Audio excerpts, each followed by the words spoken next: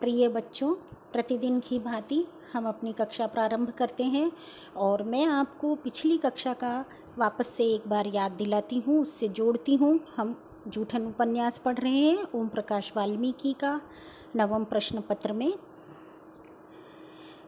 इस उपन्यास में लेखक ने हमें दलित विमर्श की यातना भरी जिंदगी में मनुष्य के मन के निर्मम क्रूरतम हो जाने तक की स्थिति से हमें जोड़ दिया और धीरे धीरे चूहड़ समाज के व्यक्तियों के मन में जो बेगार कर रहे थे, जो बिना मेहनताने के, बिना पारिश्रमिक के मेहनत मजूरी कर रहे थे, उनके मन की विद्रोह की अग्नि अब तेजी पकड़ चुकी है। उनका षड्यंत्र, उनका आंदोलन, उनका मन बहुत आगे तक निकल चुका है। आंदोलन के रूप में वे अब इस चीज़ को तोड़ देना चाहते हैं, मिटा देना चाहते हैं। इस अंधेरे से निकलकर वे रोशनी में पहुंचना चाहते हैं। देखिए लेखक क्या कहता है।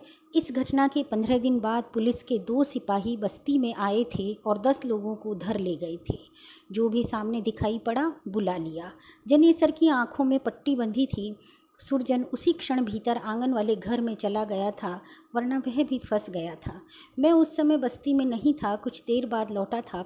आते ही पता चला बारू, धन्नू, मामचंद आदि को पुलिस ले गई है। इलियास के घर के सामने एक बगीचा था। सड़क के किनारे सड़क पार पंचायत घर था। उसी बगीचे में चारपाई पर बैठा इलियास हुक्का गुड़गुड़ा रहा था। एक मूढ़े पर दारोगा बैठे हुए थे। उनके हाथ में एक रूल था जिसे वे बार बार हवा में लहरा रहे थे। 8-10 सिपाही भी हाथों में लाठी, कंधों पर बंदूक उठाए इधर से उधर खड़े थे। बस्ती में पकड़कर लाए लोगों को मुर्गा बनाकर लाठियों से पीटा जा रहा था। पीटने वाला सिपाही थक गया था।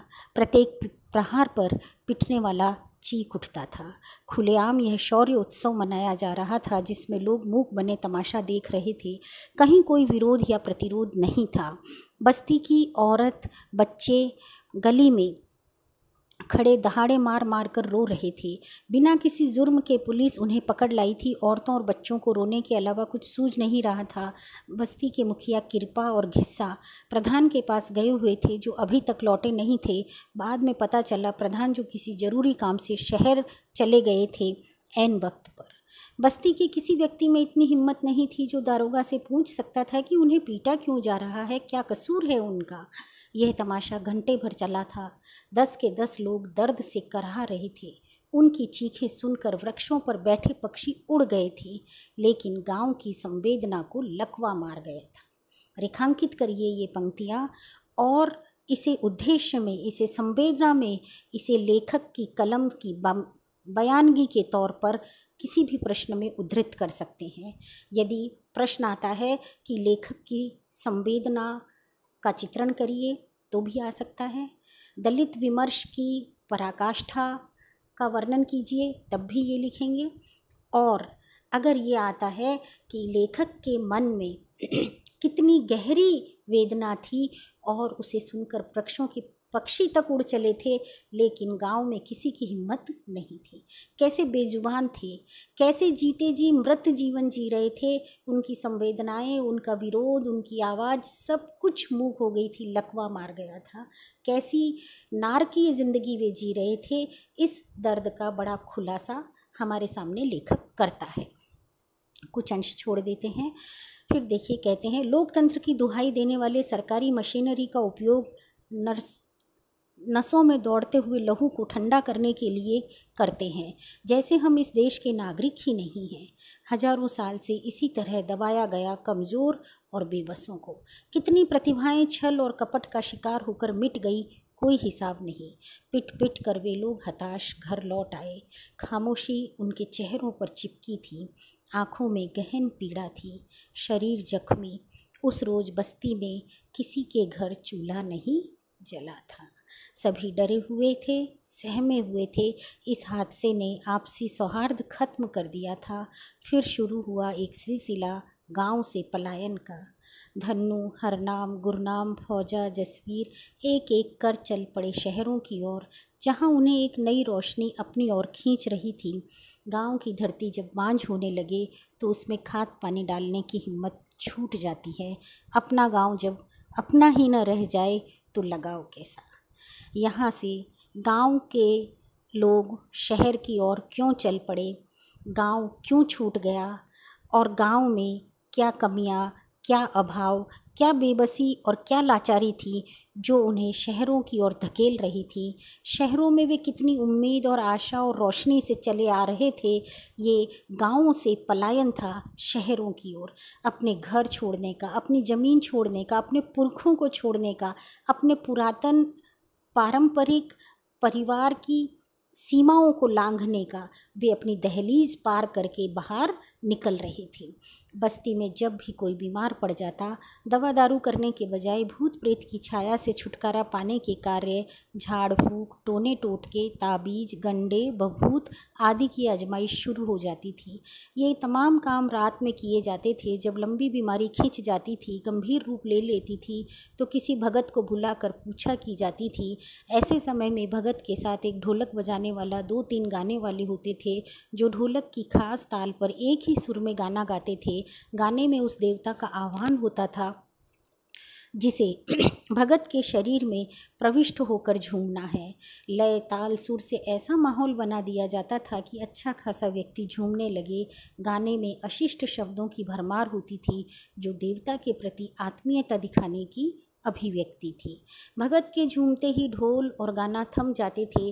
भगत के सिर, हाथ आदि हिलते ही मान लिया जाता था कि देवता आ गए हैं। देवता अपना नाम बताता था, सबको राम राम कहता था, और फिर कोई घर का बुजुर्ग देवता के सामने मरीज का दुख तकलीफ बयान करता था।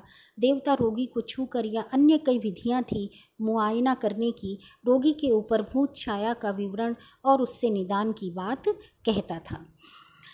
कहने को तो बस्ती के सभी लोग हिंदू थे, लेकिन किसी हिंदू देवी देवता की पूजा नहीं करते थे। जन्माष्टमी पर कृष्ण की नहीं, जहार पीर की पूजा होती थी या फिर पौन पूजे जाते थे, वे भी अष्टमी को नहीं, नवमी के ब्रह्म मुहूर्त में। इस प्रकार दीपावली पर लक्ष्मी का पूजन नहीं, माई मदारन के नाम पर सुअर का बच्चा चढ़ाया जाता है या फिर कढ़ाई की जाती है। कढ़ाई यानी हलवा पूरी का भोग लगाया जाता है। इस तरह त्यौहार कोई भी हो, पूजा इन्हीं देवी देवताओं की होती है। पूछा के बाद भूत को पकड़कर देवता अपने वश में कर लेता है और उस रोगी को मुक्त करने का आदेश देता है। इसके बाद देवता की इच्छा पूरी की जाती है। सुअर की दावत यानी पूजा में सुअर की बलि दी जाती थी और शराब की बोतल। शादी हो या जीवन मरण, देवताओं की पूजा जरूरी थी। यदि कोई भूल जाए या मुकर जाए तो अनिष्ट होने की आशंका रहती थी। ऐसे वातावरण में रहकर भी इन देवी देवताओं में मेरी आस्था होश संभालने यानी सोचने समझने लायक हो जाने के बाद कभी नहीं रही। ये भगत ढोंगी लगते थे। लेखक की चेतना में एक वैचारिक परिपक्वता आती है। वह इन सब चीज़ों को, धर्म को, इस पुरानी आस्था को या इस तरह के नाटक को, इस तरह के पौने देवताओं की पूजा को कर्मकांड समझता है। वह इसको आडंबर समझता है और धर्म के नाम पर अधर्म की भागीदारी समझता है। अतः वह कहता है कि अब इसमें मेरी कोई आस्था नहीं है। हमारे घर में भी जब ये पूजा होती थी मैं बाहर बैठा रहता था, इधर उधर कहीं घूमता रहता था। बचपन से ही मेरी ये आदत बन गई थी। पिताजी इन बातों से नाराज़ होते थे। वे पुरखों के धर्म की बात कहते थे जो मेरे गले से नहीं उतरती थी, लेकिन मैं इन विषयों पर उनसे बहस नहीं करता था, बस चुप होकर बैठ जाता था। सॉरी। वे चिढ़ जाते थे, डांटते थे। आखिर में तंग होकर वे भी चुप हो जाते थे। बार बार एक ही बात कहते थे, मुंशी जी ईसाई तो नहीं हो गए हो। मैं उन्हें आश्वस्त कर देता था, नहीं, मैं ईसाई नहीं हुआ हूँ। लेकिन मन में एक उबाल सा उठता था जो कहना चाहता था, मैं हिंदू भी तो नहीं हूँ। यदि हिंदू होता तो हिंदू मुझसे इतनी घृणा, इतना भेदभाव क्यों करते? बात बात पर जातीय बोध की हीनता से मुझे क्यों भरते? मन में यह भी आता था कि अच्छा इंसान बनने के लिए ज़रूरी क्यों है कि वह हिंदू ही हो। हिंदू की क्रूरता बचपन से देखी है, सहन की है। जातीय श्रेष्ठता भाव अभिमान बनकर कमज़ोर को ही क्यों मारता है। क्यों दलितों के प्रति हिंदू इतना निर्मम और क्रूर है। एक प्रश्न उठाकर, एक सनातन प्रश्न उठाकर कवि यहाँ अपनी बात को विराम देता है और कहता है कि यदि जातीय बोध को के आधार पर हमसे भेदभाव नहीं किया जाता है, यदि हमें सांप्रदायिकता के नाम पर हमारे साथ क्रूरता, निर्ममता, अत्याचार नहीं किए जाते हैं, तो फिर यह और क्या है। वह अब उनसे मुखातिब होता है, सवाल करता है। उसकी आवाज़ में, उसके विचार में आवाज़ आ जाती है, उसकी संकल्प में वाणी आ जाती है, उसके आंदोलन में एक स्वर उभरता है और यह आंदोलन धीरे धीरे आगे बढ़ता है। बस आज हम यहीं तक पढ़ेंगे। मैंने जो अंश रेखांकित करवाया है उसकी व्याख्या अपनी अभ्यास पुस्तिका में लिखिए और उसे इस तरह से लिखिए कि उसमें दलित विमर्श पर एक विस्तृत टिप्पणी आ जाए और वह टिप्पणी आपके छोटे लघुत्तरात्मक प्रश्नों में भी काम आएगी और एक लघु प्रश्न आते हैं 10 नंबर का जो प्रश्न आता है उसमें भी आपके काम आएगी। आगे हम अगली कक्षा में कंटिन्यू करेंगे।